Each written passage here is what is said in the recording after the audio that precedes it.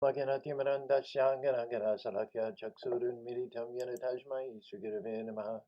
Sri Chaitanya Manovistam Stapitam Yena Bhutare Sayamrupa Karamayam Tarati Swaparandigam Vandeham Sugiru Siyata Parakamaram Shigurun Vaishnavam Sta Siyurupam Sagadaram Sahagana Raganatam Vitam Stam Sedevam Sadvaitam Savadutam Parijana Sahitam Krishna Chaitanya Devam Sri Radha Krishna Paran Sahagana Lalita Shivishikhan Vitam Sham Narayanam Namaskritam Naram Chaiva Narottamam Devim Sarasatim Vyasam Tato Jayadhira Nashtaprayashu Bhadvesu Nityam Bhagavata Sevya Bhagavatyotama Shoki Bhakti Bhavati Naishtahi Nikama Kapatura Garitam Param Shukamakaram Rita Drabi Samitam Pivata Bhagatam Rashamariyam Mahora Horishika Vivakaham Krishna Swadam Bhagate Damagani Karonashtadu Samasha Paranako Dinoditaham Tamapiyadabhishuta Vishuddham Vivo Samapiyadana Vidambarikushanam Prakyahiduhu Maradam Sankleshan Nirvanamusanninatadam Nama Om Vishnu Padaya Krishna Pasaya Bhutade Shrimati Bhaktivedanta Swami Tiramane Namaste Sarasati Devi Guruvani Pachari Nirvisheshan Yuri Vaskada Desaradine Sri Krishna Chaitanya Prabhu Nityananda Shri Advaita Gadadhar Shivasari Gaur Bhaktavindam Hare Krishna Krishna Krishna Hare Hare Hare Rama, Rama Rama, Hare Hare. Transcendental Tuesday. All right. You know we're having spring weather here in Utah. It's been 65, 70 degrees outside. The parrots get to go in their outdoor aviary because it's so completely balmy out there. We're working on our garden. Things are growing in the greenhouse, spinach, lettuce. We had a lot of sediment in the bottom of the lake, so we drained the lake, and all the drained water, full of that rich fertilizer, went right into the gardens. The gardens were flooded. They soaked up all those nutrients. So expect we're going to explode with amazing crops in the springtime. Good morning, Ram Kishore, Sanjay, Raleigh, Jimmy, and Taruni. Thanks so much for joining us, jumping on the call. Sundari Priya, Sanjay Sharma, so glad to have you all aboard day after day after day after day. It gives us a lot of inspiration that you have so many options out there and you choose to spend time with us on Monday, Tuesday, and Wednesday. Also have a little news too. We have a volunteer. He comes from Yorba Linda, La Mirada, and his name is Paul Kim. He's been helping us with a lot of promotions, Facebook promotions, social media marketing. He's putting together a Patreon page also, so you'll be able to access not only MP3s that are edited, but transcripts and blogs and who knows what all else. We're on the verge of launching here within a day or so. I checked it out, there are over 1,200 different lectures that we've given over the last 10 years, and we're busy transcribing them so that every so often put another transcription as well as an edited talk up there and blog as well. And while we're doing my Patreon page, we had this brilliant idea because patrons are for artists. So communication is an art form, public speaking, I suppose. But of course, what springs more readily to the forefront of our mind when we think of Patreon, it's patrons of the arts. Yes, who's our resident artist? Srimati by Bobby Davy. So you'll also, right after we launch our page, and Paul's going to spend some time putting together by Bobby's Patreon page. So everyone will be able to get the inside track on by Bobby's latest artworks. We'll try to arrange to have even prints and canvases made for the sponsors. So that's all very exciting, unfolding developments here in the future. I just wanted to share that with you before we go into our topic today. We can't leave these verses. Each and every one of them is so relishable that it's hard to move past them. That's the reason why we're revisiting the 17th and 18th verse in the 4th chapter, the 1st canto, for the 5th day in a row. Good morning, Raquel and Sean. Top of the morning to you from Utah. Balmy, sunny, spring-like Utah. So here we go, the 5th time in a row. Bodhikanam chabhavanam shakti harasham chatat kritam asharadanam nishatam durmedam rashatayushaham durga Durbhagamscha janan bhiksha munir divyena chakshusha sarva varna shamananam yat tadhuitam amogadit. Forgot to say good morning to Rob. Also, he's always right there. We're side by side on Zoom today. We'll ask you to say a word at the end, Rob. Give us your unique wrap-up sentence or two. Translation is, the great sage who was fully equipped in knowledge could see through his transcendental vision the deterioration of everything. Good morning, Anjali. Anjali's our champion commenter. She's the first and foremost commenter. Jayashree Radhe is a close second, too, whenever she jumps on. Could see through his transcendental vision the deterioration of everything material due to the influence of the age. He could also see that the faithless people in general would be reduced in duration of life and would be impatient due to goodness. Thus he contemplated for the welfare of all men in all statuses of life. So let's back up and have a little overlap from yesterday where we quoted the 5th verse in the 4th chapter of the Bhagavad Gita. Mahuni me vyati tani janmani tavatani hambeta sarvani nutam beta parantapa. Arjuna has just asked Krishna, aparam bhavato janma, param janma, katami tadbi, tramado praktama. Say, Krishna, you're my cousin brother. You're my older cousin brother. The Pandavas and the Yadus related. And Arjuna says, you were just born the other day, a few years before me. So how could you, Imam Bibasha, how could you have spoken to the sun god 2 million years ago? And this is the answer that Krishna gives his friend and eternal companion Arjuna. Bahuni me vyati tani janmani tani yadami nutam beta parantava. Both you and I have passed many births. That means that when Krishna spoke to the sun god, Arjuna was right there with him. I can remember all of them, but you cannot. Krishna remembers the conversation. Krishna remembers every conversation. Krishna remembers every conversation that anyone's ever had since the beginning of time.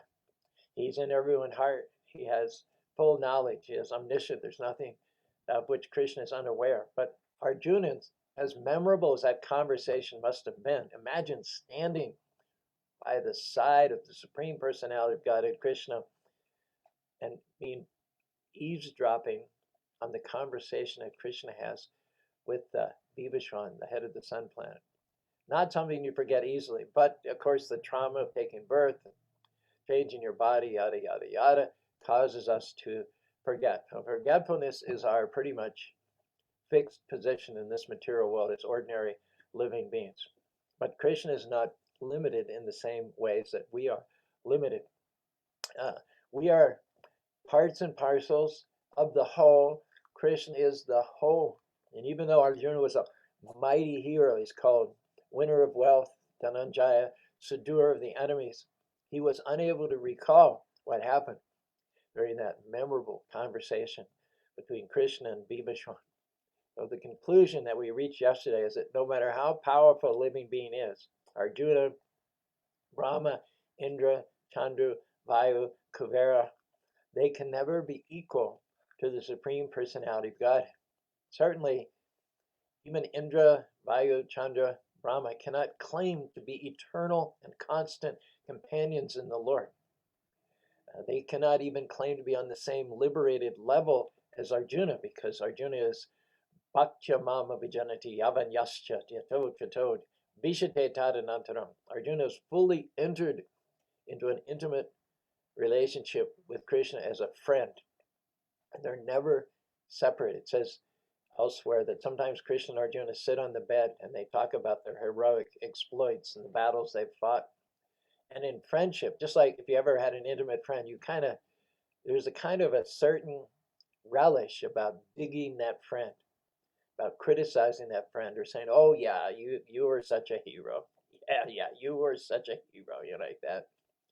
You put down your friend and it's kind of fun. You're not putting them down out of envy or a sense of competitiveness. And they realize that, and they relish that give and take, that what would seem to an outsider criticism.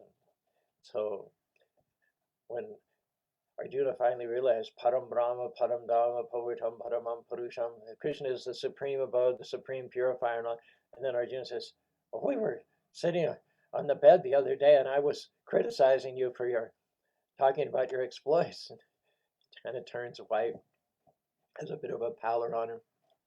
So Arjuna is, in the devotional sense, which is the only real sense that matters, he is more than Brahma, more than Indra, more than Kubera, more than Vayu. He's a constant companion of the Lord, but he is not infallible. Only Krishna is infallible. That means he's always on his supreme position. He never drops down. He knows everything, and he never forgets anything. Whereas Arjuna, as great as he is, still can never be equal in all respects to the Supreme Personality of Godhead. That's pretty much where we ended up yesterday. Natasya karanam karanam chavidite natat samasya bhadakas parasya shakta viviraya shvabhavaka balagunakram. The Lord is defined as that person than whom no one can be greater or equal. And as a consequence of that, we find this, whoa, everything just disappeared all of a sudden. We find this verse in the 4th canto. And we're going to be focusing on the 4th canto today because the 4th canto tells a very instructive story about what happens when we detach ourselves from our well-wisher and friend, the Supreme Personality of God. I've given the example many times over that if you're a leaf which is attached to the tree, you get the advantage of all the nourishment, of all the hydration that goes to the root of the tree. When there's a rain, only a couple of drops of rain might actually fall in the leaf, and the leaf doesn't have the capacity to absorb that hydration and that nutrition anyway. The water is just going to roll off the leaf. So the leaf has limited ability to take care of itself. The leaf has to depend on the absorption power of the root. The roots powerfully absorb the water that seeps into the ground, and then that's distributed back to all the different parts of the tree. And when the leaf is connected to the tree, it's green, it's shiny, it's smooth, it's just full of life. You can feel that. However, when the leaf is detached from the tree, it's just the opposite. It gets sprinkled, crinkled, yellow, has no source of sustenance, it has no joy, no joie de vivre, you might say. So our job as devotees is to describe both sides. The benefits of being connected to the Lord, Bhaktaram yagatapasham sarvala, suridam sarvabhutaram gyatmamam sartim richati, aham hi sarva yagaram. The benefits of acting as a part to the whole, like a finger serves the whole body and thus gets nourished. But we also have it as our duty to describe the fate of those who are detached from the Lord. Attachment is described here. Tajman's tushte kim aprapyam. I forget what verse this is, if Prashant's on board, but it's in the 4th canto. Tajman's tushte, Tismimstuste, kim aprapyam, jagatim ishvareshvare, loka sapadyajme, haratim maramadritam. Is the Supreme Personality of God is worshipped by the great demigods who are controllers of universal affairs. There are 33 million demigods in each and every universe, which actually, when you think about it, is probably a pretty trim number, considering innumerable planets that exist here. Even the city of Spanish Fork probably employs 200 or 300 people. So in the running, in the management of an entire universe, 33 million is not an extravagant number. There are not too many people on the payroll. In fact, considering their prodigious powers, we get a good bang for our buck, so to speak. Whatever acknowledgement, sacrifice you give to the demigods, it's just a token compared to what they give us back, and what they give us back is done so by the sanction of the Lord. Ultimately, their powers derive from the powers of the Lord. So the demigods, they know that when Krishna is satisfied, nothing is impossible, because after all, many of the demigods were ordinary living beings like you and I in their past life. They worship the Lord with sacrifices, yagas, and karma kanda. The result of which is they got to be powerful universal controllers in the next life. So they have personal experience. They can testify, yeah, worship of the Lord never goes in vain. Even if you're a materialist, Krishna can repay you in spades for any worship that you give. So when you worship the Lord, nothing is impossible to achieve, even if you're a materialist. You can become Brahma in your next life. Here in Utah, people put a lot of emphasis on family, progenation. Oftentimes, a man in his 60s will have 30 or 40 grandchildren. He'll have 10 or 20 great-grandchildren. They literally found or perpetuate dynasties here. And they believe, if I'm not wrong, and I may be wrong, I'm just outside looking in, but from what I've sort of gleaned in 35 years here in Mormon Utah, is that they believe that if you're very pious and you propagate as much as possible in this world, and you do it righteously, and you earn your living honestly, and you're not venturing into gray ethical areas, that you will be promoted to be able to create and propagate your own universe in your next life. That means, from how I would interpret it, is that a good Mormon would become a Brahma in the next life and get his own universe to propagate. So that's a heady thing. It's not liberation. It doesn't stack up to devotional service and ultimate emancipation altogether, because it is said, a Brahma bhuvanaloka pranaravatino. Even Brahma comes to the end of his life and he has to take birth again. So it's not the ultimate solution of all of our problems. But it is a heady thing that by worshiping the Lord, nothing is impossible to achieve. And for this reason, without exception, across the board, universally, the demigods, the powerful universal controllers, the presiding deities of all the planets, universally worship the Supreme Personality of God and take pleasure in offering all kinds of paraphernalia for his worship. My own personal experience, we came to Utah Valley. We'd put a small down payment on a radio station, 5 acres of land. We still had a big mortgage and interest to pay. Honestly, we didn't even know how we'd finish paying for the radio station, but we took a leap of faith, and we sold cookies, and we sold llamas, and we got donations. There wasn't any one serendipitous source of income, probably from 20 or 30 different sources. We got income from here and there. Finally, in 1981, we bought the property, started broadcasting Krishna consciousness philosophy. By 1987, in addition to the mortgage, by selling a whole lot of cookies. I remember we would go south during the winter because it's too cold to stand outside in the winter for 8-10 hours a day. So we would go south during the winter to sell cookies. And I remember one time I was in Prescott, Arizona on Christmas Eve. And Arizona is supposed to be warm, but some of us little know that there are high places like Payson, Arizona, Prescott, Arizona. They're so high, Flagstaff, and it's very cold. You can go south to Arizona, and if you go to the wrong place, it's colder than Utah. So I was selling cookies outside this Walmart in Prescott, Arizona, Christmas Eve, and it was like 10 degrees. I had to go inside the store and get warmers, batteries for inside of my gloves and my socks. Anyway, we did what we could do to build this temple. Ultimately, we paid off the land. An additional 8.5 acres of land became available. We scraped up a small down payment. At no point could we envision and imagine how it would be possible to build one of the, if not the most beautiful Hare Krishna temple in all of America, in an area where there are no devotees, no support, 90% another religion. We couldn't see it, but we just kept it.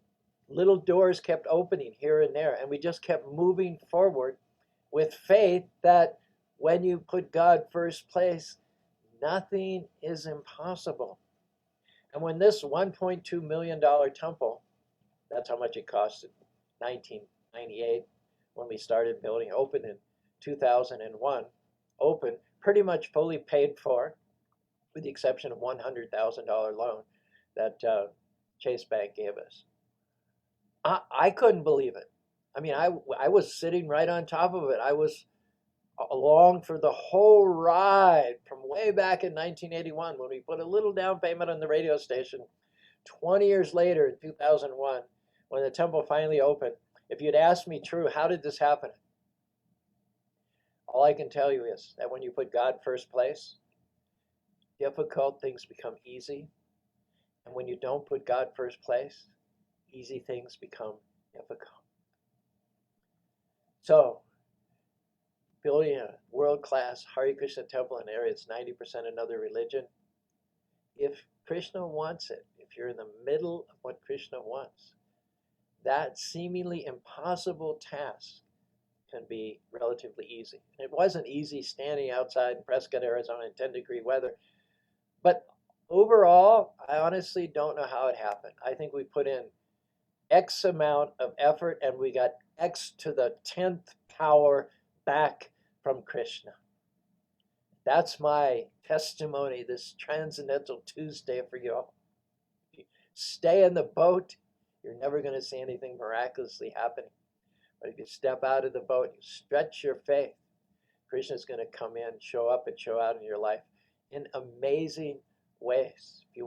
If you take iskcon devotional service, temple life, as a way of becoming more comfortable, not having to work 40 hours a week for a boss and pay your car insurance and your health insurance and your mortgage and yada, yada, yada. If you just take it as a less stressful, easier way of life, that's what you'll get. You'll get an easy life. You'll get a comfort life, but you will not get Krishna. Okay, let's pause here to read some of the comments. Unfortunately, I could only see 4, so the earlier ones have gone out of my view. But like Nishringa says, similar story. He was distributing books in Pontiac, Michigan. It was minus 15 degrees outside. I'll bet at that time you never imagined you'd be in Puerto Rico, for starters. He said, I went into a supermarket to warm up and met a young, long-haired man who had a Krishna button on. He gave $3,000 for the newly released Chaitanya Charitamrita. Oh my gosh, it's amazing. I just talked to a dear friend from Los Angeles, and talk about putting Krishna first place and miracles happen. COVID, had the potential to just take the wind out of everyone's sails. Everything closed down. Los Angeles shut down tight during COVID. I don't even know if they're still open. There was a time when you couldn't visit the temple. Sunday feast canceled, restaurant closed, gift store canceled. So you would have thought this was a devastating blow. You would think, how are they going to rise from this? How are they going to bounce back from this? Well, I talked to my dear friend from Los Angeles yesterday, and he said that a couple of interesting things happened. They decided to take the time of closure during COVID to completely renovate all the facilities of Los Angeles Temple. And somebody passed away, a long-standing member. I didn't ask the name, probably wouldn't share it anyway. And he gave his house and his land to the temple. And I said to my friend, was it like worth $1 million? Because most properties in Los Angeles, even the modest ones are worth $1 million. He said more than that. Maybe I shouldn't have let Los Angeles cat out of the bag. But anyway, I think we can all be happy that they've had a wonderful, generous donation from a donor, which is in excess of $1 million. And during a time when we would normally be reeling from the blow of COVID, figuring out how we can continue on, how we can maintain the mission. They have expanded like crazy in LA, completely renovated the gift store, completely renovated the buffet, completely renovated the deity room, and they've even renovated their billboard there on Venice Boulevard. So they've got, when they open up, which shouldn't be too long now, I can't wait to go to a brand new restaurant, brand new deity, see a brand new deity worship standard, see their new billboard, and as well as the renovated gift store. So when you worship Krishna, when others are just surviving, they're striving to survive, the devotees are thriving. That's the benefit. We follow in the footsteps of the great Lokapals, the great demigods, who know that when you put Krishna first place, nothing is impossible to achieve. Difficult things become easy. On the other hand, and this will be our theme for the rest of this session and probably tomorrow, it is our duty not only to glorify the Lord and his devotees by putting it out there that when you put Krishna first place, nothing is impossible. We also have to lay out the other side, is that if you detach yourself from Krishna, if you have your truck as first place, or your gun collection as first place, or your country as first place, or your family as first place, not that some of those things aren't important, but they're not supposed to be first place in your life because they're all temporary. And you don't want to lean, you don't want to get your inspiration, you don't want to get your quickened heartbeat from something that's temporary because it's going to not last. It's impermanent, it's temporary.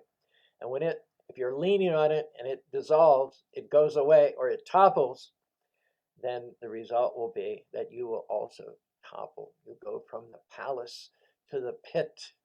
All right. So the downside, and we'll start today, we'll probably finish tomorrow. The downside is explained in the 4th canto, where we start out with a conversation between Narada Muni and Prajnaparishit. And during that time, missed the point you were making about Mormon genealogy. Well, you have to hear the playback. It's on Facebook, so you can come and revisit this. I can't go back over it. All right. Narada Muni is talking to King Prajnaparishit and telling an allegorical story about someone named Paranjana. And this story is meant to be instructive to King Prajnaparishit, who's overly attached to the temporal things of wife, family, children, grandchildren, and great-great-grandchildren. Paranjana, jana means person, and para means city. The name Paranjana means someone who lives in a city of 9 gates. And in the youth, 9 gates means the openings, the mouth, the ears, the nostrils, the eyes, and so on and so forth. So in youth, the city is very beautiful. There's birds singing, there's nice aromas, there are gardens. How nice it is to be a youth and in love in the spring. City is so beautiful. It seems such a nice place to live in. Everything's newly constructed and firm and strong and all. The problem is that the city of 9 gates eventually gets attacked. It's besieged by Chandrabhega with his 360 soldiers, which represent the 360 days of the year, the spokes of the Sudarshan Chakra, the inexorable march of time. The problem is that this beautiful, youthful body does not stay beautiful. It does not stay youthful. It succumbs to the ongoing, inexorable march of time. And what happens is after you reach your peak, a lot of physiologists say our peak is 26. And you could make an argument that we plateau for 10, 20, or even 30 years, depending on how fit, how well we eat, how well we exercise, how positive we keep our mental attitude. You can sail along pretty much. I mean, I'm 74, and the soldiers are definitely surrounding my gates, and they're starting to break some of the walls down. In the last 3 weeks, I've had dental issues. I've had cataract surgery, and I had my shot against coronavirus. So for those of you who are a little younger, let me tell you, the story of old age is like you define, you measure, you remember, you describe the weeks by which part of your body you're getting taken care of, whether it was the dentist or the vaccination center or the eye surgery or so on and so forth. I also have hammer toes, and I walk 10, 12, 14 miles a day. So the time is going to come when if I want to continue to walk, I may have to visit the, what do they call them, orthopedic surgeon to get the hammer toe. Anyway, it never resolves itself. There are always issues because the walls of your city of 9 gates, this material body, is being assaulted. It's being assailed by the soldiers of time and old age. And eventually they'll make a breach. Eventually there'll be a vital organ like arteriosclerosis or osteoporosis, or heart disease, or colitis, or any number of things which will indicate they've made a breach. They're now inside the city with you. And now your peace, your equanimity, your complacency, your self-satisfaction has been totally rocked. Your world has been rocked and disrupted because now The soldiers of time have breached the walls and they're in your city and they're starting to set it on fire. They're smashing things and they're burning things. And your life force, which is described as the snake, the pranayama, which goes up and down the spine, he's gotten old. He's no longer able to keep the besieging forces outside the gates and walls of the city. His energy has waned. His energy is diminished, and so he can no longer hold them off.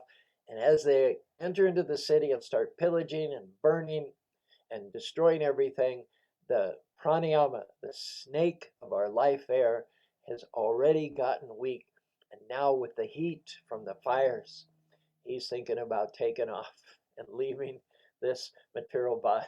So we find this verse, Prashant, 4th canto, 27th chapter, 12th verse here in the Srimad Bhagavatam. Yuktashu evam pramatasya kutumba shaktichedasha asada samaya kalo yo priya priyoshitam.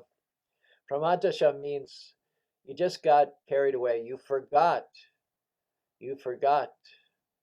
As Narada Muni talks to Prince Nibarad, he starts the story by saying that in his youth, before he got married, before he got attached, before he produced byproducts and started to getting wealth and opulence and land and influence, before all of that, he had a friend from whom he was never separated. They were very confidential. That friend was called Abhignat, the unknown one, the secret one. And they were inseparable. But once he got married, his mind got turned in another direction. He became enamored with his wife. She was such a nice wife. She would serve him without complaining. And even when he got angry, she would just demur and not say anything back to him. In every way, she captured his heart. It is said that an expert woman, an expert wife, acts in such a way that the man thinks he's in charge, even when, in fact, she's in charge. Shall I say that once more? The expert wife and woman acts in such a way as to let the man think he's in charge, even though she's in charge. Here's another one that comes to mind. The stronger sex is the weaker sex because of the weakness of the stronger sex for the weaker sex. Do you want me to repeat that, Anjali? The stronger sex is the weaker sex because of the weakness of the stronger sex for the weaker sex. So he was so attached to his wife, and he was so crestfallen that everything on which he'd counted, on which he'd leaned, fawned after, is now being destroyed. It's an awful sight. That which was beautiful to look at, sweet to smell, nice to hear. Now all he sees is destruction, chaos. He smells burning and bad smells, and he hears the cacophonous sound of things breaking down. It's extremely traumatic for him. This is where he's invested himself, his energy and his hopes for the future. So it says that time came, which is not very much appreciated by materialistic people. Cruel. Actually, death is only cruel for materialists. It's not cruel for devotees. Death is kind for devotees. Example is given that in the mouth of a cat, the rat feels only death. So if you detach yourself from God, try to live independent from him, and you turn away from your old, very, very dear friend, Abhignat, who is, of course, by now you figured out the Supersoul, then you feel death like the rat feels the jaws of the cat. But if you remain connected with Krishna, put Krishna first place, put yourself in the middle of what Krishna wants for your life and for the life of others, then it's a whole different, death is not cruel death. Just like the kitten, when the kitten is in the mouth of the cat, the kitten doesn't feel death, doesn't feel suffering, doesn't feel torture, it just feels love. So even at the time of death, Esha Brahmashita Parta Nevam Prap Stit Vashamante Kalipi Brahmane Paramechati. If you serve Brahman, if everything you do is consecrated by Brahman, The sacrifice, the utensils, the intention, the performer, everything is Brahman, everything is transformed, sublimated into spirit. Then then even at the time of death, one can feel ecstasy and, and arise out of this body of flesh and blood and ascend to the eternal spiritual world. Anjali is following us there. The other week, Govinda Bhakta, the Pujari in Salt Lake City, he looked at my Facebook page. He said, "Who is this Anjali?" He said, "She gives all your punchlines." Yes, we do. This is her way of remembering, taking notes and remembering. And because she's taking notes publicly in the comment section, it helps us all to remember as well. Okay. Also, Bhakti Gary says, the besieging forces have arrived. Osteoporosis, arthritis, walking 6 miles a day. I walk twice that, Gary. You're misquoting me there. I walk twice that. And I hope to continue, but I may need foot surgery in order to achieve that role. All right, so King Purajana being attached to fruitive activities, karma kanda, as well as the kith and kin, and obsessed with polluted consciousness, putting all of his hopes in matter, which will always frustrate you, always disappoint you, as well as kith and kin, and being obsessed with polluted, eventually arrived at that point, not very much appreciated by those who are overly attached to material things. Would you say that's the tool of understatement in terms of literary tools, literary embellishments? Would you say that was an understatement, that he arrived at that point not much appreciated by materialists? Yeah. And what was the source of at least most of his mental anxiety? Of course, we have all these physical ailments, these physical miseries that have to do with the senses and the breakdown of the vital organs. That we can't see as well, we can't smell as well. Just like when Vidura approached Dhritarashtra after having returned from pilgrimage. This Anda Parai Bhavadara, Manda Production, Vishana Dattama, Sadaga Kapununa. Says, dear king, dear brother, dear bro, you've been blind from birth, late you become hard of hearing. Your teeth have become loose. I can resonate with that. You're coughing up mucus and bile.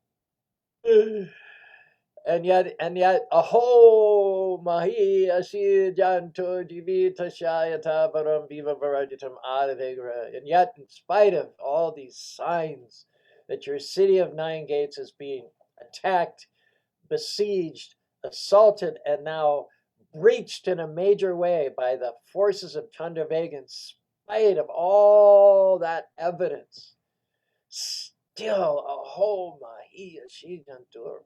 How amazing, how powerful are the desires, the cravings of the living being to drag on his life in spite of all of the embarrassments that old age brings on. Aho Mashi, you are verily taking scraps of food from the table just like a household dog given by the hand of Bhima, who killed all 100 of your sons. How degraded is your situation? Pratikriya niyasya kuja shidkari sai shanvagana samacha samachara. That which cannot be counteracted, that which cannot be surmounted, which is inevitable time. In battle, someone threw a water weapon, you could counteract it with throwing up a wall to repulse the water. If someone threw a fire weapon, then you could throw a water weapon to counteract it. If someone threw an arrow, you could shoot your arrow to hit the arrow and stop the forward momentum of that arrow. In the Mahabharata, there are so many warriors who are expertise in pratikriya, the process of counteracting the weapons that others threw and neutralizing the weapons that others throw. Also, we hear about in the 6th canto about how a sinful man can perform atonement and also counteract the results of sinful activities. But Vidura tells his brother Dhritarashtra, now we have been approached by that which we There's no weapon. There's no atonement. There's no a way to counteract the inevitable force of time. Your walls have been breached. The forces of time, the enemies, they're inside your walls. They're burning. Your life force is weak, feeling the heat, and he's thinking of leaving. What then, above and beyond these physical challenges, is the source of Puranjana's extreme mental agony? Here it is. And we'll end with this today and we'll pick up tomorrow. This is the 21st verse, Prashant, in the 28th chapter, 4th canto. What's going through Puranjana's mind while all this happens?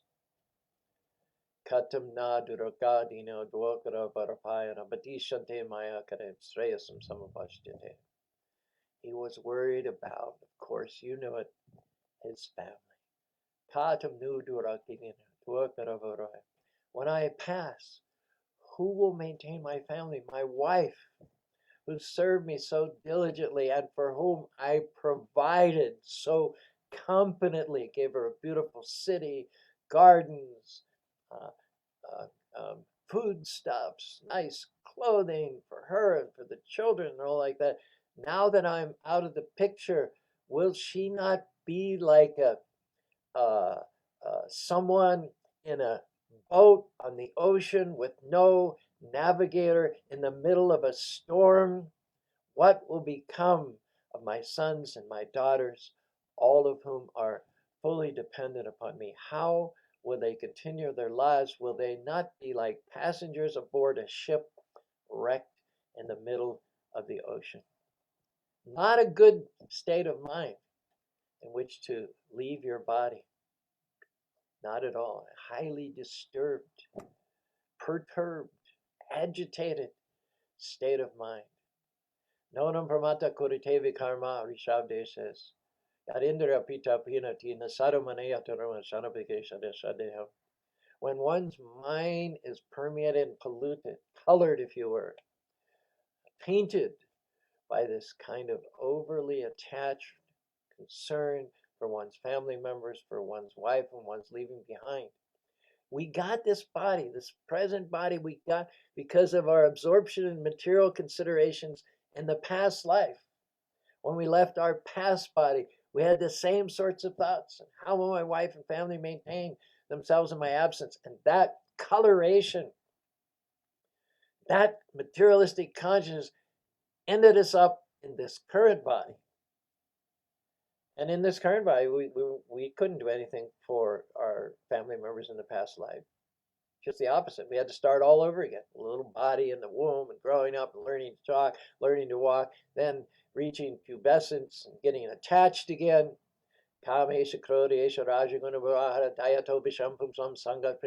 Starting the whole process all over again with another family. So do you really want to do in this life what you did in the last life? Do you really want to repeat that? And continue the impure, contaminated consciousness? That consciousness ended you up with this body, with this bag. Now you're doing nothing to correct the situation.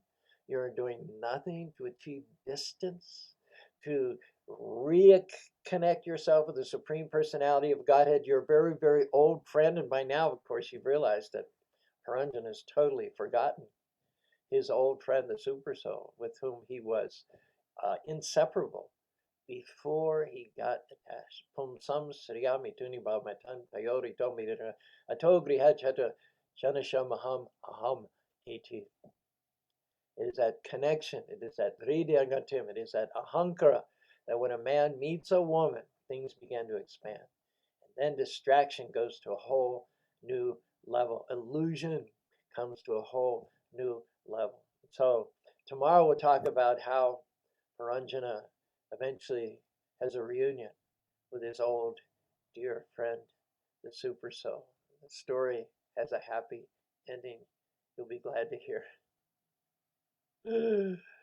All right, Lakshmi does cooking for his deities this morning. So let's see what Caru can do here. By the way of ending, please give us your comments. Maybe you have to go. Maybe you've got things to do and you don't want to stay for my kirtan. So let me just thank Anjali. Very good question by Bobby. What is the question? Can one be detached from spiritual responsibilities as one can be from family? I'll think about that. And, oh, wait a minute.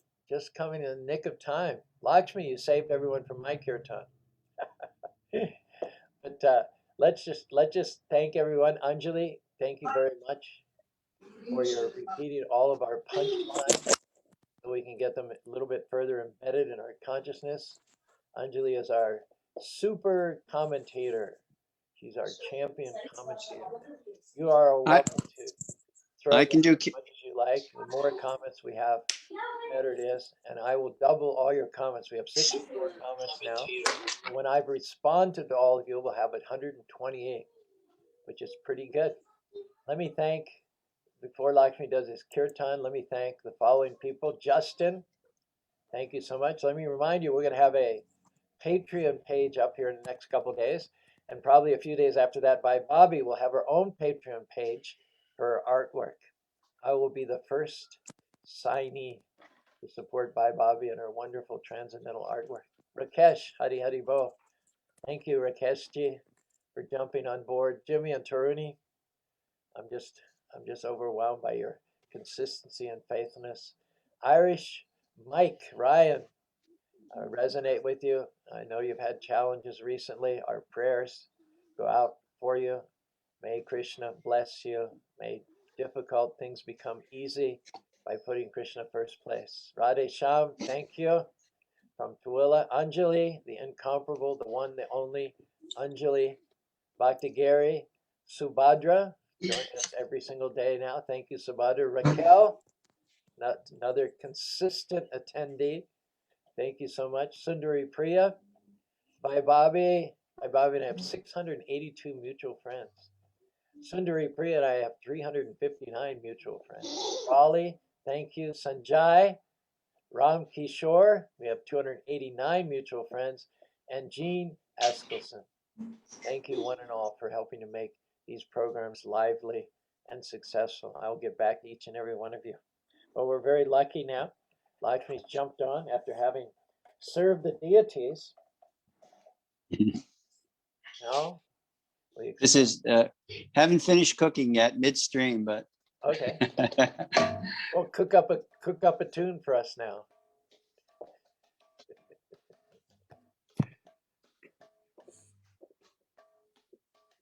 Rob, do you have a word or two while Lakshmi's tuning up here? Any final postscripts? Perhaps one or two. I really enjoyed the message that anything is possible when Krishna is at your side. That it's motivating for when things get tough, things get hard, or you feel overwhelmed or inadequate. And when you turn to Krishna, he's always there. So he's got your back, and he will. He can make things happen that you wouldn't believe. You bounce out of bed in the morning just like excited. You don't know what it is that Krishna will send, but you know that it'll be unexpected, it'll be unpredictable, and it'll be amazing. So every day is an adventure when you approach it with a Krishna conscious mentality. And without Krishna consciousness, it's just humdrum, mundane, predictable, same old, same old. And there might be some variations, and of course I'm generalizing, but I can speak from personal experience that life is, every day is an adventure in Krishna consciousness. Thank you, Rob, always for your comments. Mr. LN, sir. Hare Krishna. Hare Krishna. Hare Krishna. Krishna Krishna. Hare Hare. Hare Rama. Hare Rama. Rama Rama. Hare Hare. Hare Krishna, Hare Krishna, Krishna Krishna, Hare Hare, Hare Rama, Hare Rama, Rama Rama,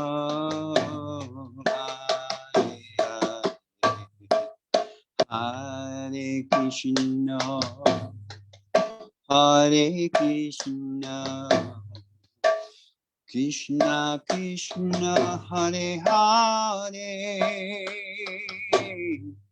Hare Rama, Hare Rama, Rama Rama, Hare Hare, Hare Krishna, Hare Krishna, Krishna Krishna, Hare Hare, Hare Rama, Hare Rama, Rama Rama, Hare Hare, Hare Krishna, Hare Krishna, Krishna Krishna, Hare Hare,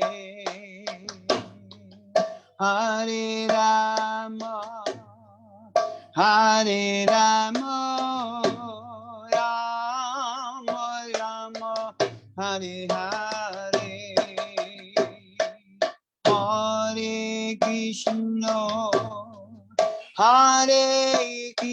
Krishna, Krishna Krishna, Hare Hare,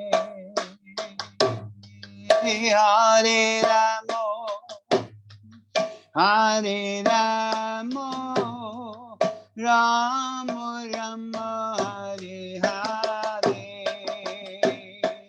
Hare Krishna, Hare Krishna, Krishna Krishna, Hare Hare, Hare Rama, Hare Rama, Rama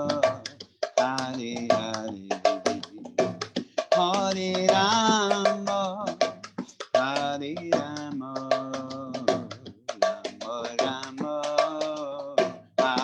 Hare Hare,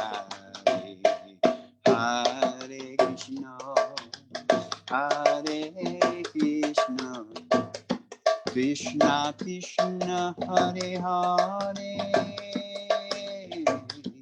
Hare Rama, Hare Rama, Rama Rama, Hare Hare, Hare Krishna, Hare Krishna,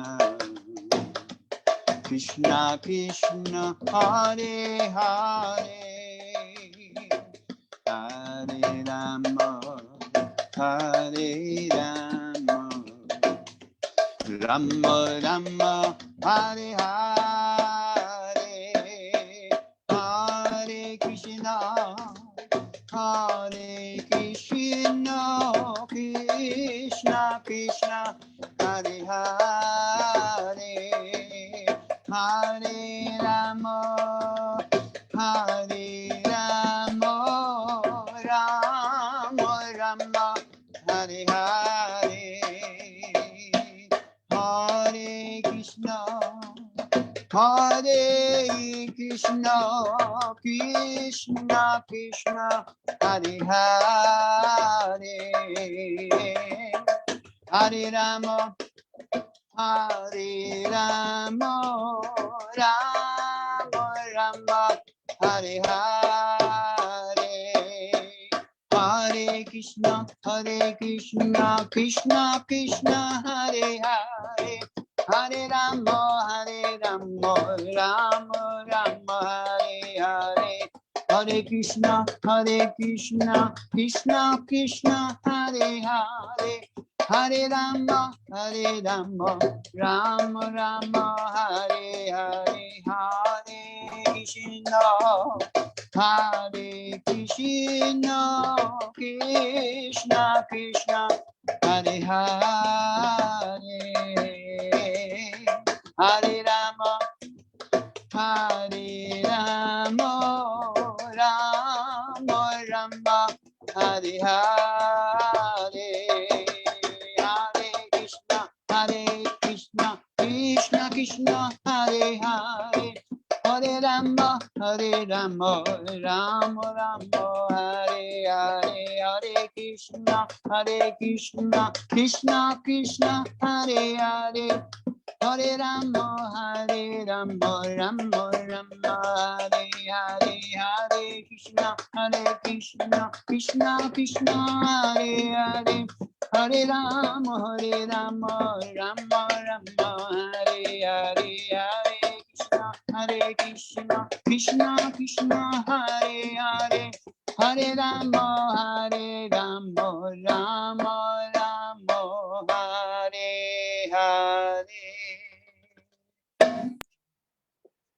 Wow, thank you so much for always adding a really heartfelt, well done, classy kirtan to embellish our sessions together. And thanks for that. Also, that was quite a story about selling a set of the Chaitanya Chartaritas, getting a $3,000 donation. Surprise. Throwing that in too. Yeah, every devotee, every practicing devotee who's laid it on the line for Krishna will have some sort of amazing, improbable story. Yes. Yeah, sometimes people ask us, do you guys have any miracles? And I always say, yeah, almost every day. Yeah. Yeah, it's a miracle almost every day. Just getting up and chanting your 16 rounds, after our history, that's a miracle in and of itself. Yeah, if you're detached from Krishna, you might get these moments maybe once or twice in your lifetime, and they're in connection with something that's you're going to lose anyway. So the joy that you feel at the breakthrough is going to turn to ashes when you lose it, or when you have to be separated from it at the time of death. But devotees have moments of complete joy and release every single day, and it's eternal. It's the eternal senses resonating with the eternal spiritual world. It's just a hint of coming attractions. It just whets our appetite for what's coming in the future. So Did you see what I wrote there about the sage approached by 4 different people? You know that story.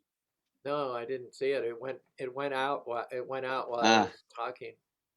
But it's very much in line with what you just said. Yeah. About the butcher and the brahmachari and Yes. is that the one? That's the one. Yeah. Yeah. Well, I encourage everyone to read that. I encourage everyone to read that during the comments. We're up to 75 comments. Wow. That's a lot. So when I respond to you, we'll be at 160, 150. That's almost a record. I think our record is 158 or 163 or something. Okay. I'll write a few more comments there to get. Not that we're counting. Well, thank you, everybody. Thank you, Lakshmi. Thank you, Rob, for your wonderful comments, as always. Thanks for everybody online. Join, share, like, comment, chant. Be happy. Hare Krishna, Krishna Krishna, Krishna, Hare Hare. Ram, Ram Ram, Hare Hare. Panchakalpatarubhyascha, Kripasindhubhyavacha. Patitanam Pavanebhyo Vaishnavebhyo Namo. Namo.